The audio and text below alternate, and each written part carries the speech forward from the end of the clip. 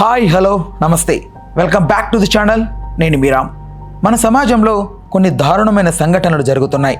ఇవి మన హృదయాలను కదిలించేస్తున్నాయి. ఇటువంటి సంఘటనల గురించి తెలుసుకోవడం, అవగాహన పెంపొందించుకోవడం మన బాధ్యత. ఈరోజు సంగారెడ్డి జిల్లాలో జరిగిన ఒక దారుణ ఘటన గురించి తెలుసుకుందాం.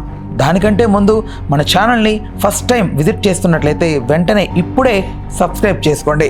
ఎందుకంటే సెన్సేషనల్ క్రైమ్ స్టోరీకి సంబంధించిన డీటెయిల్డ్ ఇన్ఫర్మేషన్ వీడియోస్ షార్ట్ టైంలో మీకు అర్థమయ్యేలా మన ఛానల్లో ఉంటాయి. కాబట్టి ఇక మ్యాటర్లోకి వెళ్ళిపోదామా.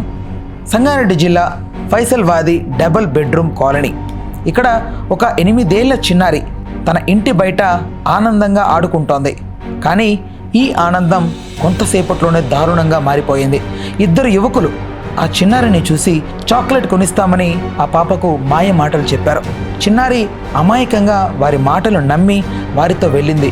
వారు ఆమెను దగ్గరలోని పొదల్లోకి తీసుకెళ్లి అమానుషంగా అత్యాచారం చేశారు. చిన్నారి గట్టిగా కేకలు వేసింది. కానీ ఆ దుర్మార్గులు ఆమెను వదిలిపెట్టలేదు. చిన్నారి కేకలు విన్న స్థానికులు అక్కడికి చేరుకున్నారు. వారు సీసీటీవీ కెమెరా ఫుటేజ్ ద్వారా నిందితులను గుర్తించారు. ఆగ్రహంతో నిందితులను పట్టుకొని చితకబాదారు. తర్వాత పోలీసులకు అప్పగించారు. చిన్నారి తీవ్ర రక్తస్రావంతో బాధపడుతోంది. ఆమెను సంగారెడ్డి జిల్లా ప్రభుత్వ ఆసుపత్రికి తరలించారు. అక్కడ వైద్యులు ఆమెకు చికిత్స అందిస్తున్నారు. ఈ ఘటన స్థానికంగా తీవ్ర ఆగ్రహాన్ని రేకెత్తించింది. కాలనీ వాసులు ఆసుపత్రి ఎదుట ఆందోళన నిర్వహించారు.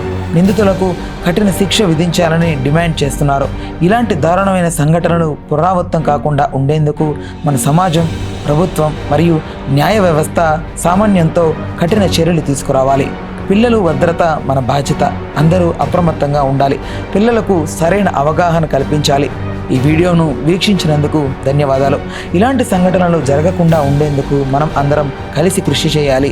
దయచేసి ఈ వీడియోను షేర్ చేయండి. మరింత మంది ఈ విషయంపై అవగాహన పొందండి. మరిన్ని వీడియోస్ కోసం మా ఛానల్ని సబ్స్క్రైబ్ చేయండి. ఈ వీడియోను లైక్ చేయండి.